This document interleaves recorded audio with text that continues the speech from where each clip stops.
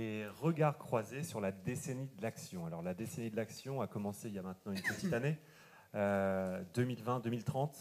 En gros, l'année dernière, on a eu un tic-tac assez important au tout début d'année qui a finalement été revu un tout petit peu 2 mois après, au printemps, avec la crise sanitaire.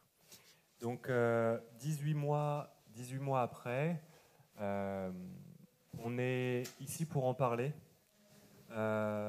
On se remémore, on se rappelle que cette décennie de l'action a finalement commencé depuis pas longtemps, donc on peut dire qu'on est au démarrage, et on va faire un point sur l'état des lieux, sur la situation en fait. On va bientôt fêter le 6e anniversaire, c'est ça, 6e anniversaire de l'Agenda 2030, et à cette occasion-là, donc on est un petit peu en avance, hein, on laissera l'anniversaire des ODD fait par Agenda 2030 et le Commissariat général du développement durable, la célébration le jour d'anniversaire. Mais en tout cas, en avant-première, nous, j'aimerais vous poser quelques questions. Chers panélistes, à commencer par vous, Thomas Le Sueur. Thomas Le Sueur, je viens de le citer, le CGDD. Donc vous êtes le chef du CGDD, le commissaire général au développement durable, donc qui appartient au ministère de la Transition écologique, si je peux dire ça comme ça. J'ai entendu ce matin que, certes, le S de solidaire est parti, mais vous sentez toujours très, très solidaire. Donc ça, c'est important, surtout pour ce que porte le Forum mondial 3.0 autour de ces 3 piliers du développement durable. Le développement durable ne saurait se résumer sans cette notion de solidarité et sans faire en sorte de faire avancer les choses en termes économiques, social et environnemental, voire social, environnemental et économique à la fin. Thomas Le Sueur, est-ce que vous pourriez, s'il vous plaît, nous parler un petit peu de la feuille de route. La feuille de route de l'Agenda 2030, au niveau français, nous donner un état des lieux de la situation. Comment ça se met en place, où est-ce que vous en êtes, et peut-être nous faire un petit topo sur la crise Covid. Est-ce que ça a affecté, ou alors est-ce que ça a même accéléré, finalement, la mise en place de l'Agenda 2030 au niveau national? Merci Thibaut, bonjour à toutes et à tous, bonjour à mes camarades panélistes. On a beaucoup le sourire parce qu'on est content de se revoir en vrai. Mais c'est vrai que ces sourires peuvent avoir tendance à s'estomper face à la crise qui nous affecte et la question que vous venez de poser de son incidence, de son implication sur la feuille de route de l'agenda 2030 pour la France. Et d'ailleurs, la question se pose bien entendu tout autant au plan mondial. Alors, je vais commencer par répondre à cet aspect de la question, apporter quelques éléments de réponse. Ça ne surprendra personne, la crise sanitaire a mis un coup d'arrêt et même de régression à la dynamique de progression des ODD, sans même préjuger de savoir si cette dynamique était suffisante pour atteindre et se projeter vers une réussite de l'agenda 2030. Ce qui est certain, c'est qu'on a plutôt régressé, en particulier sur toute la première partie des ODD, qui est plus sur le volet social et économique, les volets sociaux et économiques. Et même sur le plan environnemental, il y a eu un effet lié à la décroissance, à la chute d'activité mondiale qui a eu un effet de baisse conjoncturelle sur notamment les émissions et les pressions sur la biodiversité, mais on s'en doutait sur le moment et les chiffres qui apparaissent le confirment. Cet effet est très très conjoncturel et ne répond pas du tout à l'enjeu qui est bien l'enjeu de réduction structurelle des émissions et de limitation des pressions sur la biodiversité. Donc les indicateurs qui devaient progresser ont plutôt régressé. Ceux qui doivent régresser ont régressé, mais pas pour des bonnes raisons, ou en tout cas pas de façon structurelle. Donc voilà, va pas se cacher que c'est évidemment un moment difficile et qui nous a éloignés de l'objectif. Pour autant, parce qu'il faut être optimiste et voir aussi les aspects positifs des choses, il y a dans cette crise du Covid des éléments qui sont intéressants et qui peut-être sont des éléments d'enseignement pour la suite, et en particulier le fait que face à une crise majeure, soudaine, claire dans ses effets sur la santé, sur les personnes, sur les États, sur les acteurs socio-économiques, eh bien, il y a une mobilisation collective. Donc c'est possible, la mobilisation collective, quand le risque est clair, quand le danger est imminent, quand le danger est vu de façon convergente par tout le monde. Donc moi, j'y vois un facteur d'espoir, mais encore faut-il que les enjeux de l'agenda 2030 réussissent à bien percer dans le débat public, être portés par l'ensemble des acteurs et être un sujet de convergence des analyses. Alors, une fois que j'ai donné cet élément de réponse au constat, tout ça étant tracé, hein, vous savez que les ODD sont suivis par des indicateurs, il y a une feuille de route française qui a été adoptée il y a 3 ans, on va faire un état des lieux à l'occasion de l'anniversaire qui effectivement se tient dans quelques jours, le 24 septembre. On aura un événement un peu institutionnel pour faire le point. Et à cette occasion, en travaillant avec les acteurs, eh bien, on va faire un petit état des lieux, enfin un état des lieux de la situation française pour se donner un repère dans cette feuille de route et dans l'action qui reste à mener à l'aube de cette décennie. Je crois que c'est un peu comme les Jeux Olympiques ou je sais pas quoi, l'Euro et même le congrès de l'UICN. La décennie a commencé en 2020, mais enfin on a tout décalé plutôt d'une année parce que la crise nous a un petit peu paralysés. Donc on est au début de cette décennie de l'action et on va faire cet état des lieux. Peut-être tout de même partager avec vous dans ce premier propos, puisque vous m'avez donné la parole en premier, le fait que au-delà de la crise, il y a des éléments d'institutionnalisation et de prise en compte des ODD dans le cadre normatif, dans les politiques et les stratégies des différents acteurs qui ont progressé ces dernières années. C'est-à-dire des éléments, au fond, structurels qui vont permettre d'amplifier les actions. Je vais vous en citer quelques-uns très, très rapidement, à différentes échelles. Au niveau européen, la Commission européenne, présidée par Mme van der Leyen, a mis les ODD comme un repère, un référentiel dans son action, et notamment sur le champ économique et de la réforme des directives en matière de responsabilité sociétale des entreprises. Je pense que c'est un point très positif. Il y avait une espèce, peut-être je le dis de façon excessive et caricaturale, mais c'est pour aller vite, une espèce de concurrence finalement entre les référentiels onusiens et les référentiels européens. Là, ils convergent. Je pense que c'est un point très important et un levier pour l'avenir.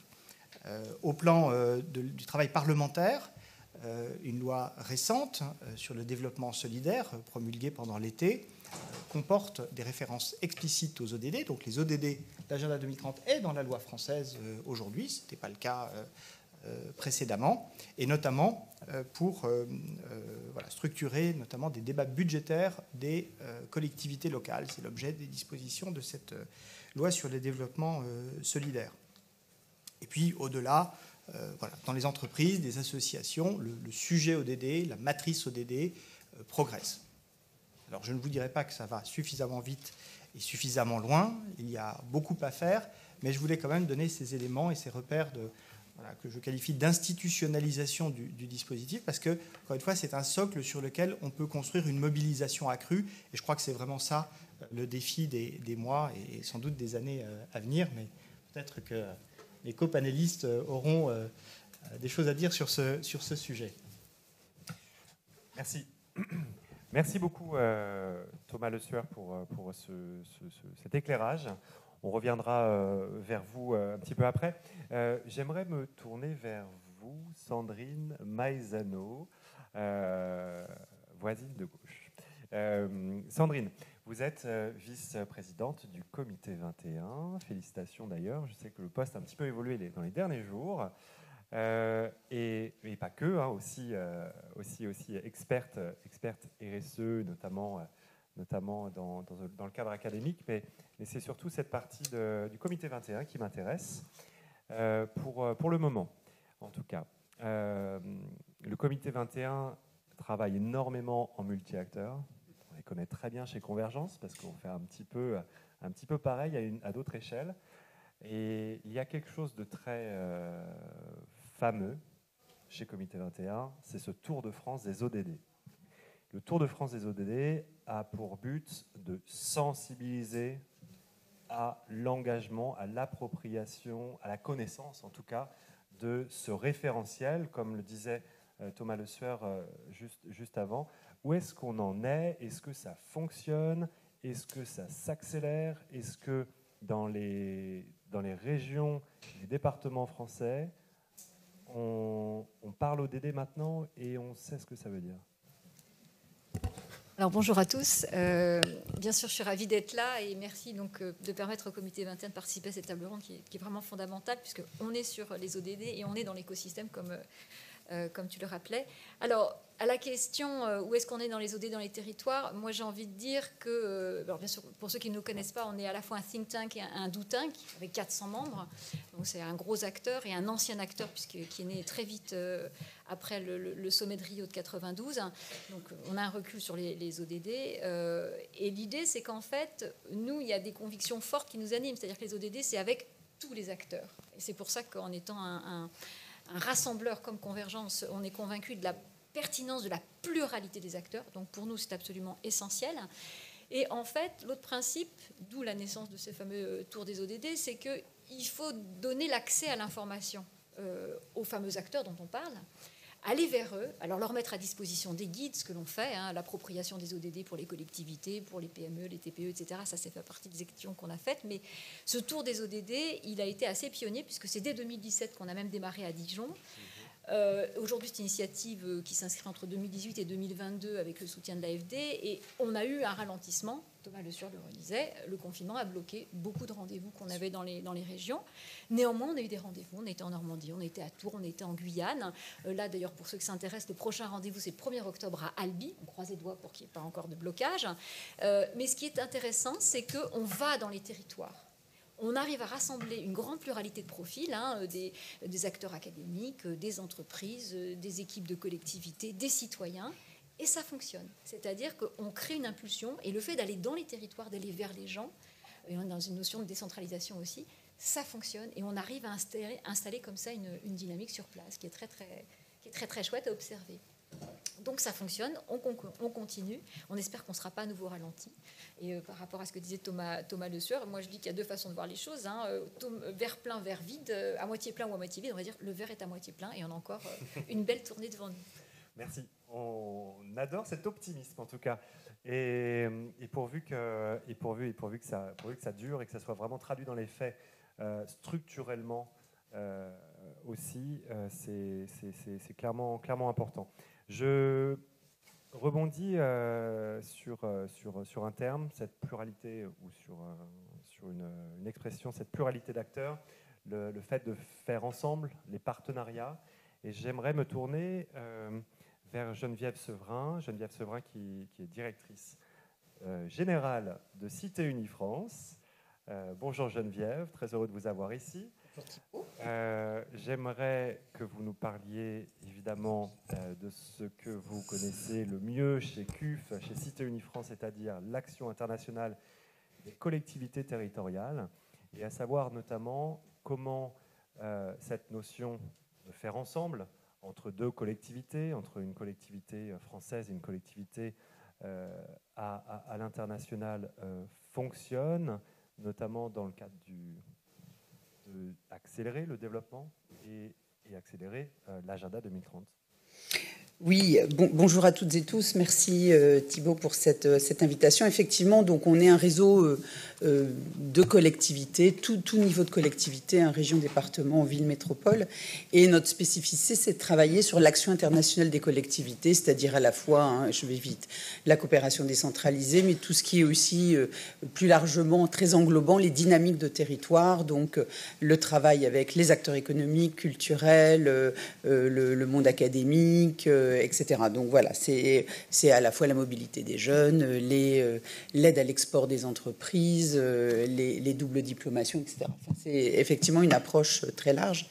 Et on s'est rendu compte effectivement que les ODD pouvaient être un ferment important de travail de ces collectivités à deux niveaux dans le cadre des partenariats. C'est comment être sûr que comprendre comment les ODD pouvaient être au service de la coopération décentralisée et de l'action internationale, comment ça pouvait être un accélérateur parce qu'au final, on est dans un dialogue d'égal à égal, un dialogue politique, et on échange non pas sur ce que les uns vont apporter aux autres ou ce que les uns ont décidé de mettre en œuvre chez les autres, mais sur ce qui fait sens sur les territoires en matière de priorité. Et à partir de là, on construit un partenariat à égalité d'intérêt et d'ambition. Donc c'était à la fois les ODD au service d'un dialogue politique de haut niveau et en même temps l'action internationale comme un élément contributif de l'atteinte des objectifs et donc de l'agenda 2030. Donc voilà, donc on a travaillé là-dessus et puis on s'est très vite rendu compte du fait que les collectivités étaient assez démunies, désarmées face à cet enjeu des ODD. Alors, je vais encore une fois parler plus de l'action internationale et non pas des approches sectorielles globales, en ce sens que, ok, elles avaient bien compris le concept, l'idée, mais comment on le met en œuvre ? Comment on fait concrètement et comment on fait pour que ce ne soit pas... l'action internationale, ça va bien du Japon aux États-Unis en passant par le Mali, le Burkina Faso et le Chili. C'est extrêmement large, pays développés, pays en voie de développement. Et comment on fait pour, sans donner de leçons et en partant en partant de préoccupations communes. Et on s'est rendu compte, en fin de compte, qu'un certain nombre de partenaires étrangers faisaient des ODD depuis longtemps et étaient bien plus avancés en termes de réflexion que nous en France. Et donc, en fin de compte, on a travaillé face à des collectivités un peu désemparées, comment on prend les choses, comment on va y aller, un travail sur un référentiel commun qui permet de travailler à l'international sur cette question des ODD. Et donc, on a mis en place avec CGLU, donc Cité et Gouvernements Locaux Unis, qui est notre réseau international de collectivités, tout un module de formation pour accompagner les collectivités à aller du concept à l'action. Puisque c'est ça qui, au final, est intéressant pour elles. Et on teste là, avec CGLU, ce réseau international, et Platforma, notre réseau européen de collectivités, on teste ce module d'action avec un certain nombre de partenariats franco-internationaux pour effectivement décliner cette action au plus près des territoires, au plus près des enjeux des territoires. Donc voilà un peu où on en est aujourd'hui et ce qui se construit. Et donc ces partenariats, en tout cas ce qui est important et ce que nous on en retire, c'est que cette dynamique permet un dialogue politique de haut niveau. Ce qui n'était pas forcément un des objets. Alors, on est très lié à l'ODD 17, partenariat, et ce qui, pour nous, est celui, non pas qui a le plus de sens, mais celui que l'on pratique le plus, puisque nous sommes, par définition, au service des partenariats des collectivités. Et on s'est rendu compte, alors que c'est peut-être un des objectifs les plus difficiles à atteindre, puisque être partenaire, mobiliser les entreprises, les associations, les collectivités, les États, faire chacun un petit bout lâcher un peu de ce qui nous appartient pour aller vers une démarche collective n'est pas simple. Et on s'est rendu compte que ces ODD avaient une vertu, était qu'ils généraient des dialogues politiques de haut niveau et des dialogues extrêmement construits entre tout récemment, fin août, entre un président de région au Burkina Faso, une présidente de département en France, pour construire leur partenariat sur des ambitions communes et sur des enjeux communs de développement au sens large, pas que de développement dans le sens sous-développement, pour développer durablement les territoires. Donc voilà, à ce stade, ce que je peux mettre en partage. Merci Geneviève, merci beaucoup. Je me tourne maintenant vers Niels Pedersen. Bonjour Niels. J'ai une question évidemment pour le Global Compact, le UN Global Compact. Vous êtes le délégué général. En France, c'est un gros réseau. Je crois que c'est le deuxième plus gros réseau mondial, mais probablement le premier en termes d'entreprises adhérentes. J'aimerais que vous puissiez nous donner un éclairage sur la façon, finalement, dont cette institution, cette agence des Nations Unies, alors je ne sais pas vraiment le terme employé. Initiative des Nations Unies, merci. Il y a beaucoup de choses aux Nations Unies. On va parler de programmes, d'initiatives, d'agences, etc. Donc, initiative. Merci. Donc comment cette initiative a finalement été créée, été pensée, et à quel niveau, si on parle du secteur privé, à quel niveau les entreprises ont été consultées finalement dans l'élaboration de l'agenda 2030 ? Merci Thibault. Alors, petite précision, je suis délégué général du réseau France. Et je préviens mes collègues de New York que je n'ai pas pris la place de la directrice générale de l'UN Global Compact. Donc voilà, il y a une directrice générale de l'UN Global Compact et donc je suis délégué général du Global Compact France. J'avoue, c'est un peu subtil. J'ai ajouté France. C'est marqué là-haut UN, je précise. Ça viendra, pour ceux qui nous regardent. Voilà, mais laisse-moi quelques temps, un tout petit peu. Pour le coup, il y a assez de boulot en France. Effectivement, tu l'as dit, donc c'est une initiative assez singulière parce que d'abord, elle s'inscrit dans la politique des partenariats de l'ONU puisqu'elle est reconnue formellement par l'Assemblée générale des Nations Unies au titre de ces partenariats. Et donc, le Global Compact, ou le Pacte mondial en français, est bien une initiative portée par les Nations Unies. Alors, petite histoire sur le Global Compact, très rapidement. En 1999, Kofi Annan se rend compte qu'effectivement, les entreprises finalement sont assez éloignées du monde onusien et que si on veut atteindre un certain nombre d'objectifs, et à l'époque, les objectifs de développement durable, évidemment, n'existent pas en 1999, on ne pourra pas faire sans les entreprises. Alors, évidemment, pour nous, Européens, je dirais, c'est pas forcément un sujet. On a un cadre réglementaire et politique quand même assez stable. Enfin, les droits de l'homme dans le monde sont un sujet quand même qui préoccupe l'ONU. Et donc, Kofi Annan lance cette initiative 99-2000 et la France la rejoint en 2003. Et c'est Jacques Chirac d'ailleurs qui officiellement lance l'initiative à l'Élysée. Et le premier siège social du Global Compact France était à l'Élysée. C'est assez chic.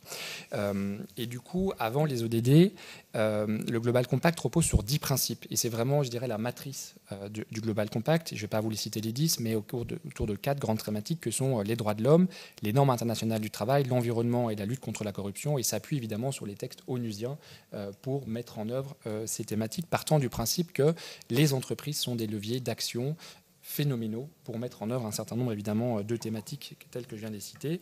Et effectivement, le Global Compact France est créé en 2003. Il faut le citer, c'est la plus grande initiative volontaire de développement durable d'entreprise au monde, donc c'est pas rien, avec un label onusien et qui réunit plus de 13 000 entreprises dans le monde, 70 réseaux locaux. Hier, l'Arabie Saoudite a ouvert le 70e réseau du Global Compact. Et en France, ce sont plus de 1500 participants, dont plus de 1400 entreprises, dont 60% de PME, et nous rassemblons évidemment les plus grandes entreprises françaises. 110 des 120 du SBF 120 sont présentes au Global Compact, et on a fait un petit calcul en interne, on représente en gros 42% du PIB français au travers de nos adhérents, donc ça nous donne une surface assez importante. Il se passe... Ça aussi c'est chic, si je peux me permettre. Oui, c'est beaucoup de responsabilités pour le coup. Mais du coup, effectivement, en 2015, quand l'ONU, puisque les États lancent les ODD et l'ONU finalement le met en œuvre, le Global Compact est missionné au niveau mondial pour l'appropriation des ODD par les entreprises et par ruissellement. Le réseau français a cette mission qui n'est évidemment pas exclusive, et Sandrine l'a dit, les ODD sont un langage universel, mais notre mission est bien d'accompagner les acteurs économiques sur le territoire, sur l'appropriation des ODD, en complément des 10 principes. Et pour nous, c'est important, et on parlera sans doute de la deuxième partie de cette table ronde, pour nous, les ODD, c'est, je dirais, une notion d'impact. Alors, plutôt positif si possible, mais c'est aussi une mesure d'impact négatif. On peut parler d'innovation, on peut parler de beaucoup de choses, mais c'est finalement le résultat d'une mise en œuvre d'une politique au sein de l'entreprise, d'une politique de développement durable ou de RSE, en tout cas qui repose sur les 10 principes. Et pour nous, c'est important parce que d'abord, on mesure l'impact avec des indicateurs extrêmement précis, et ça permet également à l'entreprise de se projeter et de s'inscrire dans des référentiels. Thomas l'a dit, la feuille de route française, évidemment, est très importante. L'agenda 2030 global est important et permet à nos entreprises d'avoir une grammaire commune, d'avoir un vocabulaire commun et de se projeter aussi au-delà de leur périmètre, puisqu'on sait tous que la RSE est quand même une matière assez molle, finalement, en évolution permanente. Et donc, on a aussi besoin d'accompagner les entreprises dans cette définition. Et d'ailleurs, je le remercie puisque le Global Compact, au travers de la précédente déléguée générale Fela Himalayan, a contribué à la feuille de route entreprise avec le CGDD et donc a pris le stylo et a préconisé un certain nombre d'actions que nous mettons nous en œuvre également, qui est également la sensibilisation des entreprises aux objectifs de développement durable, mais aussi la conception d'outils, puisque le défi qui est devant nous en 2030, c'est vraiment la mise en œuvre, finalement. C'est-à-dire concrètement comment on fait. Et ça, c'est le défi qui se pose, je dirais, à nous, mais aux entreprises. Je crois qu'on est tous, en tout cas presque tous d'accord sur le constat. On est tous d'accord qu'il faut faire quelque chose. La question, c'est comment, avec qui, pourquoi, comment. Voilà. Et donc se pose la question du partenariat numéro 17, parce qu'on a beau être d'accord sur le constat, on se rend bien compte qu'on revient sur la réduction des gaz à effet de serre, on est d'accord. Concrètement, comment on fait, dans quelle temporalité? Donc ça pose beaucoup de questions. Et le dernier point, et ce qui je pense aussi intéressant pour nous, c'est que nous sommes dans une articulation permanente entre du coup le secrétaire général de l'ONU, parce que c'est quand même le secrétaire général de l'ONU qui est le président du board du Global Compact des Nations Unies. Et donc, on s'inscrit bien dans la vision de l'ONU et en même temps, on est bien une association de loi 1901 de droit français avec des membres français et donc comment nos entreprises arrivent à s'approprier ces sujets, à les mettre en œuvre au quotidien sur les territoires. Et donc, on a effectivement, au-delà des COP, pour ceux qui connaissent, des communications sur le progrès, donc qui sont les obligations réglementaires des entreprises quand elles adhèrent au Global Compact. On a évidemment une mission d'accompagnement, d'évangélisation aussi, et en ça on est très proche du comité 21 parce que la proximité territoriale est importante. Alors pour nous on est dans l'étape d'après puisque l'idée c'est de les amener à adhérer au Global Compact et de collaborer entre eux, entre entreprises, entre pairs, pour mettre en œuvre à la fois les 10 principes et les 17 ODD. Je peux continuer encore très longtemps, donc je m'arrête. Ça tombe bien, ça tombe bien. Vous allez continuer encore un petit peu. Sur la notion de RSE, et notamment comment vous parlez du Global Compact comme quelque chose qui effectivement va travailler sur l'appropriation des ODD comme cadre référentiel dans les entreprises, va mettre en place des outils, va pousser finalement ces notions d'impact, de mesures d'impact, d'externalités positives finalement. On en est où de ça en fait? On en est où au niveau des entreprises? Et vous me dites si ma question va trop loin par rapport à votre cadre pur du UN Global Compact, mais est-ce que on est sur une notion de RSE qui progresse vers la stratégie d'entreprise, ou alors est-ce qu'on est toujours sur une notion de RSE, on fait de la RSE pour en faire parce que finalement ça fait joli? Alors, je vous répondrai la première, évidemment. Pour le coup, on est l'ONU. En toute franchise. Non, en toute franchise. En toute franchise, je l'ai dit, c'est une initiative lancée en 99. Donc, en fait, je suis sans doute pas très objectif puisque les membres qui adhèrent au Global Compact sont par définition convaincus et convaincants. Donc, ils sont déjà dans une démarche de RSE, de développement durable, et s'ils ne souhaitent pas adhérer, c'est leur droit, hein, ils ne viennent pas chez nous. Donc, par définition, moi, j'ai un prisme de nos adhérents plutôt positif. Au-delà du prisme de nos adhérents, alors c'est toujours compliqué à mesurer, évidemment, la mise en œuvre d'une politique RSE, et se pose la question entre les lignes, est-ce que c'est du greenwashing, du social washing ou autre ing? On peut légitimement se poser la question. Et vous avez raison de la poser. On l'a vu, et la crise de la Covid-19 a été, en dehors des impacts évidemment sociaux, environnementaux, économiques dramatiques dans le monde et en France, un révélateur très intéressant justement de la maturité de la mise en œuvre d'une politique RSE. C'est-à-dire que ceux qui ont dit qu'ils faisaient de la RSE sans le faire, on l'a très vite vu. Et ça n'a pas duré très longtemps.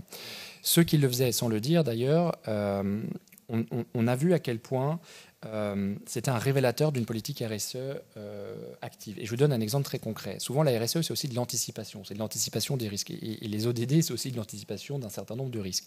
Alors, on n'a sans doute pas anticipé les bons risques de la crise de la Covid-19. Néanmoins, les entreprises étaient préparées à un certain nombre de sujets.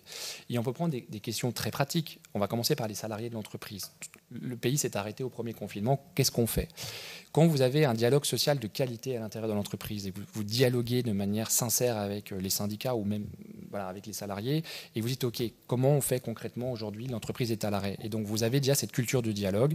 On est sur les normes internationales du travail, très concrètement.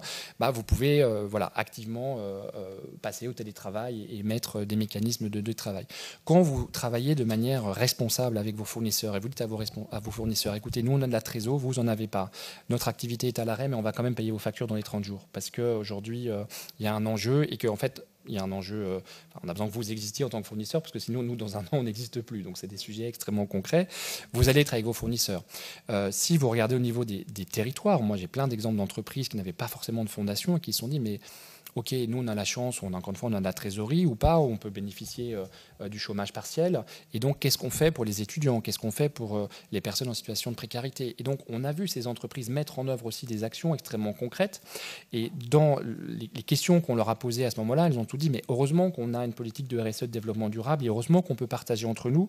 Donc oui, il y a des entreprises, on ne va pas se mentir, mais comme tout, qui sont sans doute pas exemplaires. Et puis, beaucoup le sont pour une raison simple, c'est que l'entreprise, elle veut continuer dans la durée. Et donc, si elle veut faire du business responsable, elle a besoin d'être responsable. Et pour être responsable, elle a juste besoin d'être attentive à son territoire et de s'inscrire dans une feuille de route aussi qui la dépasse pour que l'entreprise assure sa pérennité dans le temps. Merci. Merci beaucoup. Ma question était un peu directe, je m'en aperçois, mais merci pour votre très bonne réponse. Je reviens un petit peu dans ce sens-là, finalement, vers vous, Geneviève. En termes de partenariat et notamment d'innovation, vous avez parlé juste auparavant de formation-action.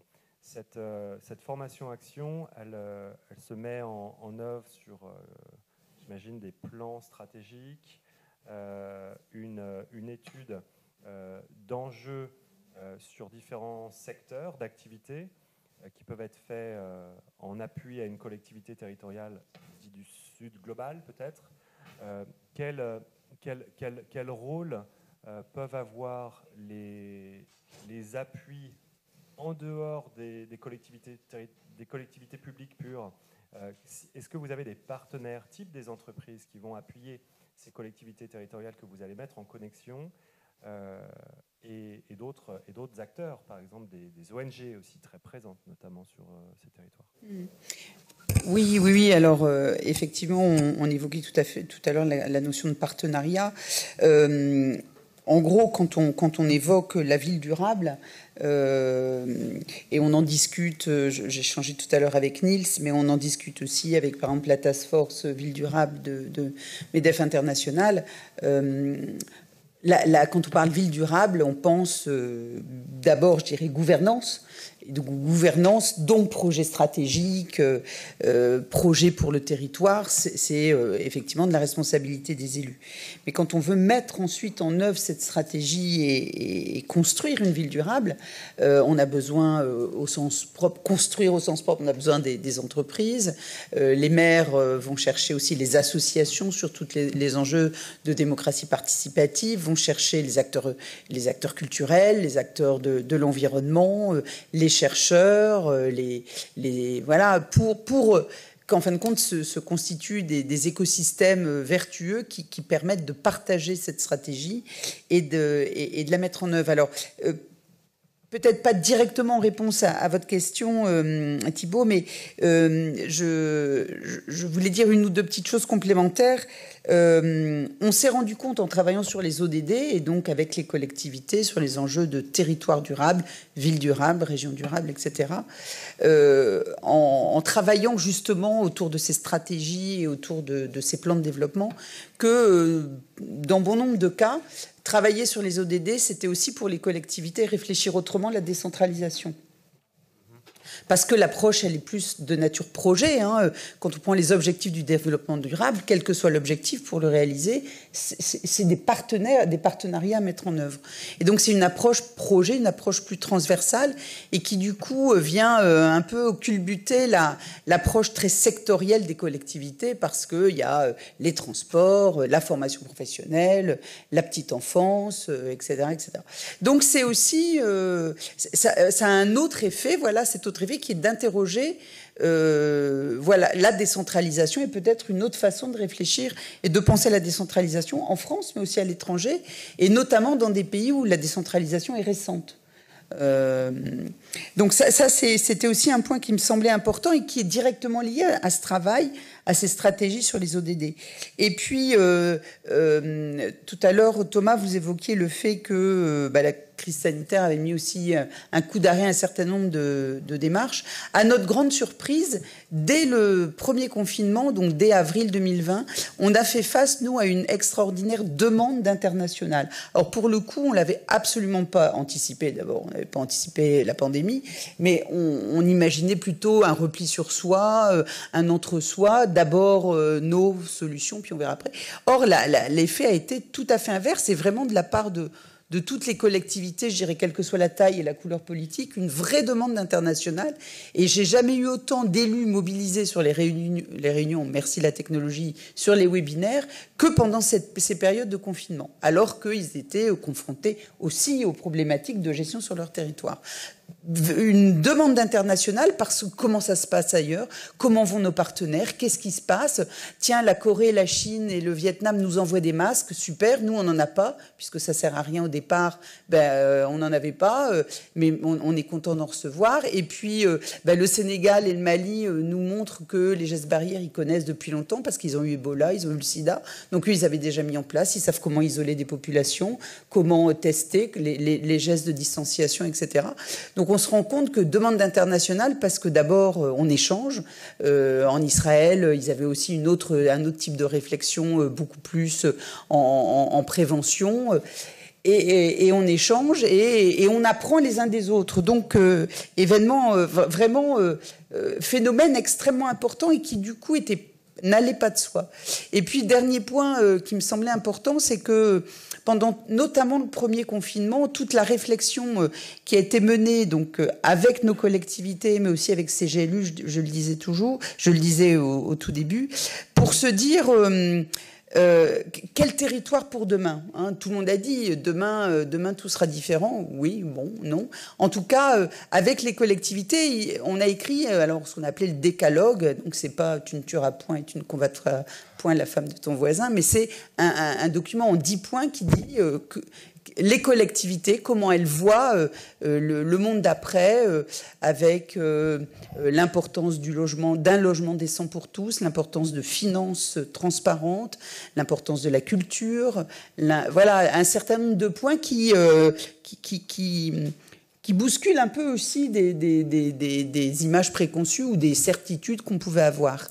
Et ce décalogue, il a été porté justement à New York, alors virtuellement, au forum de haut niveau où on est régulièrement, auprès du secrétaire général, qui était extrêmement intéressé par ces documents comme étant aussi une contribution à quelle mondialisation, vous savez, l'ONU a eu 10 ans et s'interroger sur quelle mondialisation, et cette parole des territoires, pour le coup, était aussi une contribution forte à une autre vision de la mondialisation, plus équilibrée et plus en rapport avec les territoires et leurs habitants. Thomas Le Sueur, vous voulez rebondir sur un point? Oui, merci beaucoup. Je suis très sensible à ce qui vient d'être dit, parce que ça va me permettre peut-être de préciser mon propos. Quand je dis qu'il y avait eu une forme de coup d'arrêt, c'est qu'il y a des indicateurs qui ont régressé, notamment des inégalités qui se sont accrues, et je crois que tout le monde en a malheureusement conscience. Mais en effet, et je rebondis sur le fait qu'il y a eu beaucoup d'appétence pour l'international, ce temps, certes, aujourd'hui, le monde d'après n'est pas foncièrement différent du monde d'avant, mais on a quand même beaucoup réfléchi, on a beaucoup parlé, on a beaucoup échangé, Et je veux vraiment croire que quelque chose, il y a un ferment, quelque chose qui va croître et se développer, et qui est justement la pousse du monde d'après. Voilà. Donc c'est vrai, il n'est pas immédiat. Mais ça, bon, c'était sans doute sous l'effet du choc. On se disait, il y aura un monde d'après. En tout cas, certains l'ont prophétisé. Il y aura un monde d'après, j'en suis convaincu. Mais il a besoin quand même d'émerger, et j'espère quand même d'aller relativement vite. Et cette vitesse, elle dépendra beaucoup de la mobilisation des acteurs. Et je vais en profiter pour saluer les interventions, parce que vous êtes toutes et tous des acteurs qui contribuent justement à propager, à expliquer, à faire connaître, à faire s'approprier, à faire utiliser le référentiel des ODD. Et vous voyez, je suis convaincu d'une chose, c'est que cette matrice, et c'était aussi votre propos de tout à l'heure, cette matrice des ODD, elle permet à des acteurs, notamment des collectivités, France et ailleurs, d'avoir une matrice d'analyse de leur stratégie, de leur situation. Et en fait, l'exercice, je pense, le plus peut-être un des plus féconds qu'on puisse faire, peut-être faut-il le modéliser, c'est quelque chose que je lance une idée, parce qu'après tout, nous sommes écoutés. Eh bien, c'est que la matrice des ODD, elle a plutôt été utilisée jusqu'à présent pour fixer des objectifs, pour donner une ambition collective. Et c'est une chose extrêmement vertueuse.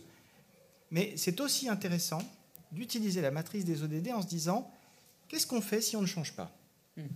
Ça donne quoi les ODD si on ne réduit pas nos émissions de gaz à effet de serre, si on ne lutte pas contre la pauvreté à l'échelle mondiale, etc., etc. Et là, vous verrez que la matrice des ODD, elle vous dit que tout se met à résonner, à rebondir, à faire des effets ping-pong, si j'ose dire, mais absolument pas rassurant. Voilà. Donc c'est aussi, j'allais dire, un contrefactuel, pardon, j'utilise des termes un peu compliqués, mais enfin, ça peut être un scénario noir que chacun peut faire et pour regarder et valoriser d'autant plus l'ambition que portent les ODD quand on les porte comme une ambition positive, ce qui est bien sûr, je pense, quand même le plus important. Voilà, pardon pour cette incise, mais vos propos m'ont donné à réagir.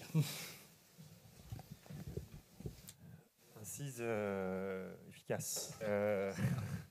Non, très bien, très bien. Merci, et moi ça me fait réagir aussi rapidement, parce qu'avec Convergence on porte ce 3.0. On n'est pas la seule organisation à le porter. On est un peu le catalyseur, parce que finalement on fait de l'événementiel, alors ça aide, même si on ne se résume pas à ça. Mais dans tout notre travail de réflexion, on a vraiment ce fameux 3.0 qui est au cœur du forum. Zéro exclusion, zéro carbone, zéro pauvreté. La grille d'analyse est complexe, la grille d'analyse est multiple. Et on en parlait un petit peu plus tôt, Thomas, au déjeuner, si on se réfère uniquement aux priorités du Nord, le Nord global, comme on l'appelle maintenant, on va être sur une priorité première qui va être peut-être le climat, la protection de l'environnement, peut-être pas sous toutes les classes sociales. Vraiment pas, en fait.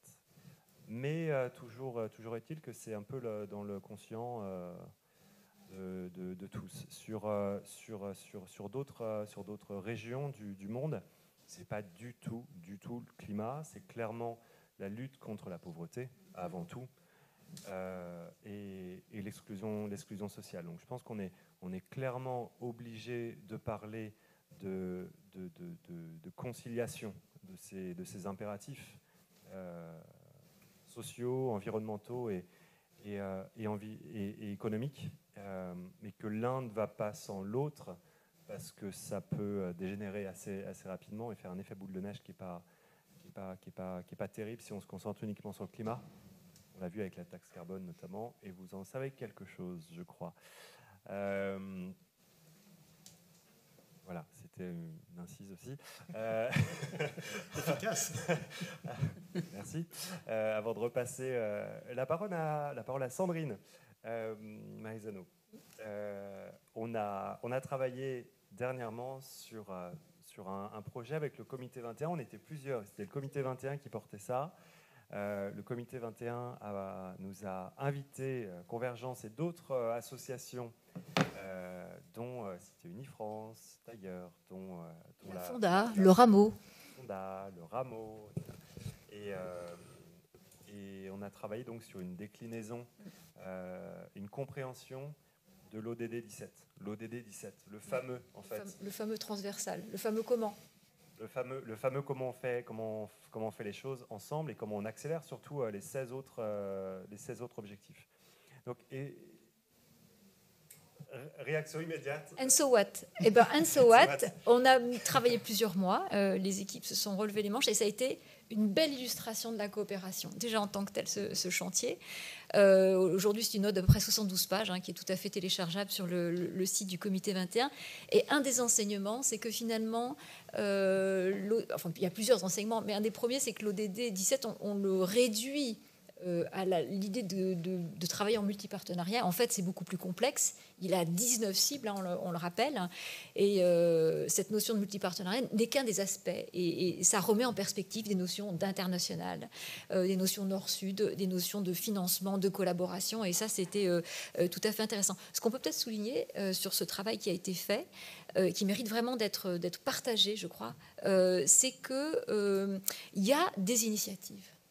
Et ça, quand on pose la question où est-ce qu'on en est, il se passe des choses. Il se passe des choses dans les territoires. Il se passe vraiment des choses aux quatre coins. Et vous verrez qu'il y a un certain nombre d'exemples qui en sont donnés. Par contre, peut-être, on pourrait dire quand même que c'est insuffisant. Voilà. Et moi, ce que j'aime dans cette idée de l'ODD 17, je ne sais pas si tu vas m'interroger sur la formation, mais moi, j'y glisse tout doucement. On ne peut pas parler d'ODD. Ben oui, on peut pas parler d'ODD. Ça veut dire qu'il faut expliquer aux gens, il faut être dans la pédagogie, il faut être dans la formation, il faut être dans le partage. Et donc ça s'apprend.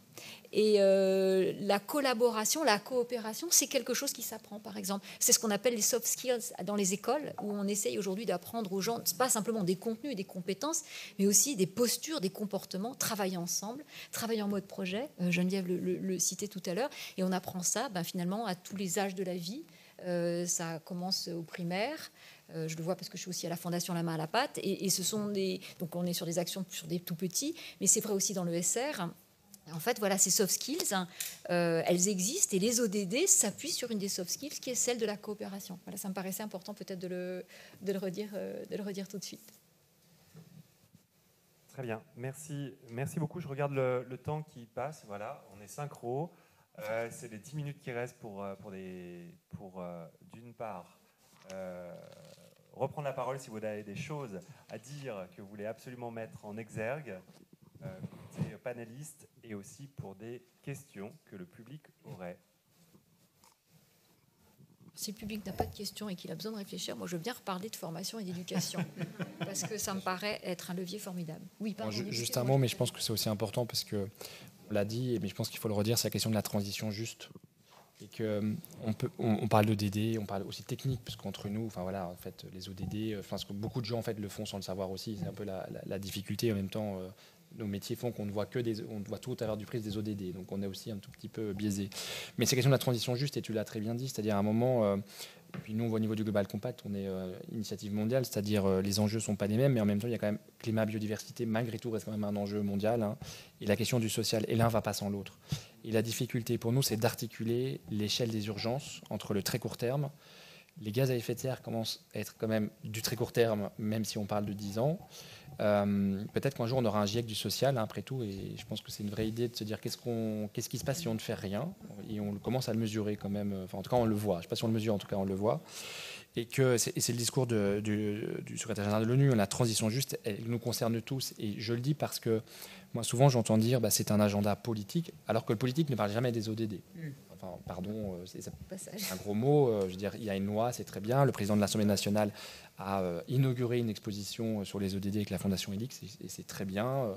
Mais je veux dire, contrairement aux Espagnols qui ont un secrétaire d'État dédié aux ODD, le discours sur les ODD est compliqué. Et on peut le comprendre. L'agenda dans 10 ans n'est pas un agenda politique de 2, 3, 4, 5 années. Intellectuellement, on peut comprendre la mécanique qui fait que nos hommes et femmes politiques ne se l'approprient pas. Alors que, par exemple, les entreprises se l'approprient très aisément. je veux dire, et donc on a ce problème de qu'est-ce que ça veut dire politique, et politique c'est juste vivre ensemble. C'est-à-dire c'est pas un gros mot de faire de la politique, c'est qu'est-ce qui fait qu'on vit ensemble et qu'est-ce qui fait qu'on est capable de vivre ensemble en France, en Europe, au nord, au sud, et qu'est-ce qui fait qu'on arrive à faire société. Et les entreprises, elles ont toute leur place là-dedans. Donc moi, le message que je donne à tout le monde, c'est faisons ensemble. Et tu l'as dit, ça ne t'étonne pas, je le reprends. Faisons ensemble. Et l'ODD 17, même si évidemment on n'est pas réduit à ce qu'il n'est pas, c'est-à-dire que les partenariats, c'est quand même la clé de voûte de l'ensemble des partenariats, et c'est ce qui nous réunit tous. Et donc c'est vraiment le message que je voudrais porter aujourd'hui. C'est vraiment un panel très optimiste et en tout cas, qui fait dire qu'il y a beaucoup d'espoir et que malgré le rapport du GIEC, tu le citais, qui vient de sortir, qui est un peu déprimant, faut se le dire très clairement. Si on met pas un gros coup de volant, on fonce dans le mur. Si on met pas un gros coup d'arrêt à la Covid, façon Covid, comme on a pu le faire en fait et comme on sait le faire quand on n'a pas le choix. On fonce dans le mur, sauf qu'il y a une vraie différence entre la réalité du temps. Covid, on est dans le temps très court, l'obligation qui est sous notre nez, alors que le climat, on sent pas la température qui augmente, en fait, c'est fou. Ça commence. Malgré... Ça commence. Une bêtise, là. Non, mais... Et on confond pas météo et climat. Oui. Et en même temps, effectivement, les politiques ont du mal à parler des ODD parce que voilà, il faut le temps que ça infuse. Mais nous, on voit en termes de nouvelles actions à l'international et de coopération, il y a une démarche là qui émerge, c'est la question des jumeaux climatiques. Et donc, on a plusieurs collectivités avec lesquelles on est en train de travailler, plus des instituts de recherche. En fin de compte, une collectivité française a un partenariat avec une collectivité du Sud, dont elle aura le climat en 2040 ou 2050. Et elle travaille avec une collectivité du Nord qui aura son propre climat. Un exemple, Toulouse, Düsseldorf ou Copenhague, et Séville ou Tunis. Et c'est une façon, alors, tu peux dire oui, c'est de la coopération. Non, c'est aussi une façon d'aller apprendre de ce que les autres ont vécu et de réfléchir ensemble. On l'a vu cet été, on en reparlait avec les incendies de forêt. Une des conséquences du réchauffement climatique, ça a brûlé partout dans le bassin méditerranéen et ailleurs, et à d'autres endroits, ça a été inondé. Mais sur les incendies, alors l'État, bien sûr, fait face et met des moyens, mais les collectivités, elles sont en première ligne, et donc il y a beaucoup de collectivités qui ont réfléchi, qui ont des méthodos, des démarches d'anticipation, de prévention, de formation, de travail sur la protection civile, et qui commencent à vouloir le partager au nord, au sud, à l'est, à l'ouest. Et concrètement, alors on est sur du long terme, mais cette question des jumeaux climatiques, c'est une déclinaison très concrète des travaux sur le climat et les collectivités de pair à pair qui se disent, oui, tiens, on va aller apprendre de ceux qui ont déjà vécu et on va échanger avec ceux qui vivront demain, quoi. Je sais que tu veux... Oui, je voulais ajouter quelque chose. Pas forcément directement en lien, mais vraiment sur la partie enseignement, formation. Oui, je voulais ajouter deux choses. Alors d'abord, par rapport à ce qu'a dit Niels, et ce qui a été dit d'ailleurs par Geneviève et Thomas, il faut y aller. Et il y a un concept qu'on a développé, notamment dans la note d'analyse sur l'ODD 17, que je n'ai pas eu le temps de citer tout à l'heure. C'est la notion d'un concept qui est né du philosophe Niels, qui s'appelle le monde compossible. Et peut-être que c'est un concept qu'on va devoir davantage prendre en considération les uns et les autres aujourd'hui. Alors, compossible, c'est la contraction de compatible et possible. Et c'est de dire qu'il y a différentes possibilités qui ne peuvent pas vivre en parallèle ou en silo, mais qui doivent vivre tout ensemble, coordonnées ensemble, partagées ensemble. Et ça, c'est une des grandes conclusions. On est arrivé sur cette note ODD. Donc, c'est peut-être marquer les esprits, c'est ce concept de mode composite. En tout cas, nous, on aura à cœur, avec tout le collectif qui a travaillé avec nous, d'essayer de le pousser. Et puis, je voulais juste finir, parce que c'est un sujet... dans lequel je suis vraiment dans le quotidien, c'est la formation. Geneviève l'a cité. on ne peut pas faire les choses si on ne forme pas les gens. Et c'est vrai pour tout le monde. C'est vrai pour les entreprises, elles y vont, Nils, tu as raison. Mais c'est vrai aussi pour les citoyens. Comment on donne accès à ces formations aux ODD. Mais c'est aussi vrai pour les petits-enfants. Alors, il y a des choses qui se font. Par exemple, au ministère de l'Éducation nationale, il y a eu une directive sur ce qu'on appelle l'éducation au développement durable pour le primaire jusqu'au lycée en septembre. Mais ça ne va pas encore assez loin. En septembre 2020, ça ne va pas encore assez loin. Dans le SR, les choses sont en train de bouger. Le manifeste pour un réveil écologique des étudiants a secoué un peu le cocotier. Dans les grandes écoles, ça y est, on commence à booster sur les campus verts, la formation, les contenus de formation. Mais je peux vous dire que c'est insuffisant. Et ayant, moi, vraiment baignant là-dedans, parce que j'interviens sur des niveaux MBA, je trouve même que les formations ne parlent pas assez des ODD. Moi, j'ai à cœur, et je serais malvenue de ne pas le faire, de parler, de mettre 2 jours dans certaines de mes formations sur les ODD, mais c'est insuffisant. Je vois ce qui se passe dans d'autres établissements. Donc vraiment, je pense qu'à tous les strates, il faut vraiment qu'on y aille. Et puis la formation. Il y a d'ailleurs plusieurs de tes étudiants qui sont au forum. Hein. Ah bon? Oui, il y en a certains qui vont venir demain. Et peut-être que c'est leur bizutage. Ben oui, parce qu'en fait, c'est quand même un espace, cet écosystème de convergence pour montrer clairement à des étudiants qui sont intéressés par les sujets de développement durable, qui sont les acteurs, comment ça se passe. Il y a des entreprises, des associations, des agences, des organes de toutes sortes. Et ça, c'est la vraie vie. C'est une réalité, la RSE. C'est une réalité, les ODD. Et d'ailleurs, je crois que Convergence est un des rendez-vous de la rentrée qui nous permet de se dire, ah, ça fait du bien. Tout ça, c'est du vrai. Et je ne réunis pas dans mon coin sur les ODD. Juste un tout petit mot, mais j'abonde entièrement dans le sens de ce qui vient d'être dit. La formation, l'explication, la mise à disposition de données, de guides, de repères, c'est absolument fondamental. J'indiquais tout à l'heure qu'il y avait des choses qui étaient en germe et qui ne vont pas assez vite. J'ai aussi envie qu'on tire sur les plantes là, pour qu'elles poussent plus vite. Mais bon, elles ont leur rythme. Par exemple, sur l'enseignement supérieur, entièrement d'accord avec le constat. Il y a un groupe de travail présidé par Jean Jouzel qui doit rendre ses conclusions dans les prochains jours et dont on espère que justement il surmultiplie, si j'ose dire, l'intégration des questions environnementales et plus largement de développement durable dans les programmes de l'enseignement supérieur.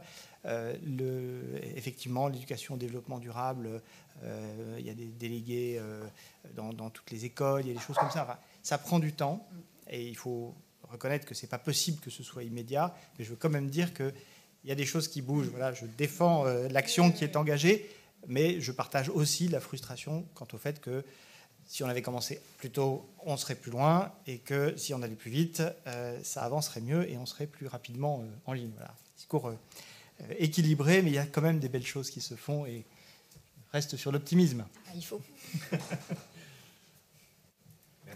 Merci infiniment. On s'approche de la fin et j'aimerais savoir s'il y a... Oui, je vois qu'il y a une question. Ici, pardon.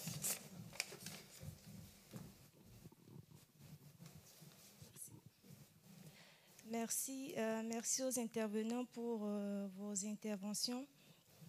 Moi, j'accompagne les petites entreprises. Je suis consultante RSE. Et j'accompagne les petites entreprises qui ont envie d'agir par rapport au développement durable, de quand même agir. Et ma question concerne ces petites entreprises.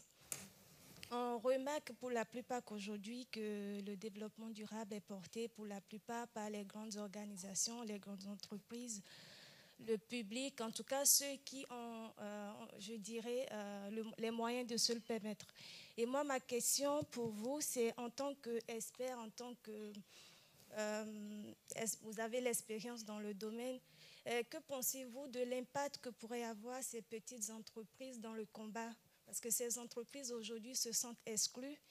Beaucoup ont envie d'apporter le pied à l'édifice, d'accompagner cet effort de développement durable, mais ils se sentent exclus.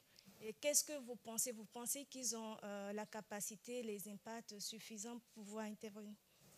Voilà ma question. Oui, Nils.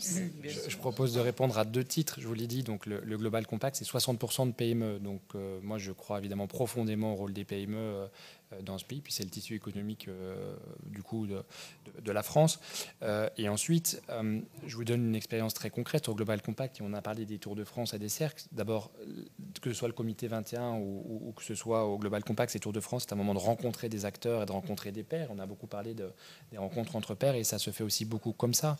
Et beaucoup de PME en fait sont engagées dans une démarche de développement durable au plus haut niveau, souvent du patron, de la patronne, et le portent à bras le corps, et du coup ont besoin d'échanger. Donc il y a des espaces, mais il y a l'ORS, il y a le MEDEF, je veux dire, il y a plein d'initiatives, les CCI. Enfin, je veux dire, pour le coup, on ne manque pas d'initiatives en termes de développement économique, développement durable en France. Peut-être qu'on manque de coordination, c'est encore autre chose.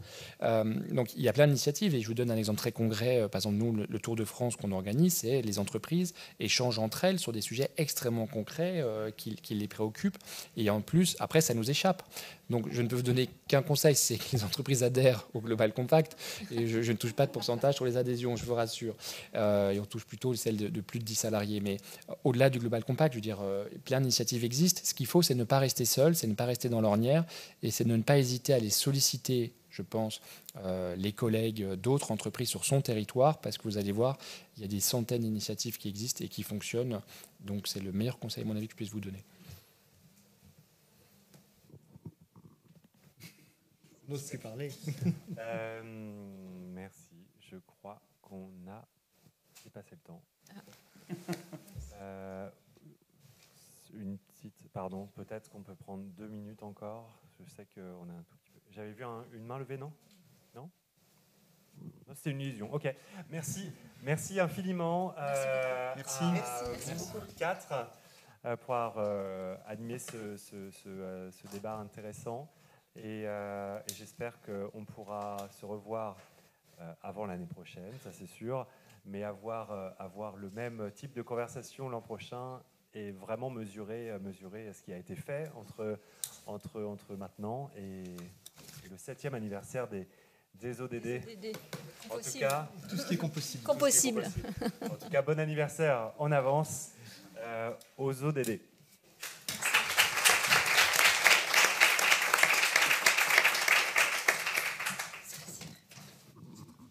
C'est pour ça que je l'entoure. Ça me plaît bien. Ouais, j'aurais dû citer la CGE, la CPU, c'est pas qui sont. Mais disons que je vis tellement au quotidien. Ah ben oui, j'en ai eu un, mais j'ai caché.